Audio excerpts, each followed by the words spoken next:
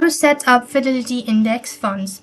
Hey guys, in this tutorial I'll be showing you the procedure on how can you set up Fidelity Index Fund. In order to set up Fidelity Index Funds investment, first of all you have to open or access a Fidelity investment account, then research the index.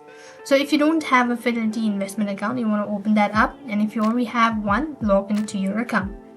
Next, you want to use Fidelity's mutual fund research page to find the research index funds. After which, you want to go ahead and make sure to consider factor like which index does fund track best and how much fund performance over time and all that. Then you want to go and log into your Fidelity account, navigate to a mutual fund research page, find the index fund you want to invest in, and click on buy to initiate the purchase. After which, you want to enter the dollar amount or number of shares that you want to purchase. And as you've done it, so you want to then once again go ahead and log into your Fidelity account, and from the top navigation bar you want to go ahead and click on trade.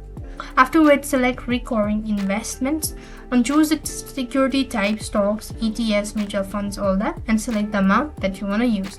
This is how you could go ahead and set up a Fidelity Index Funds. I hope the video was helpful.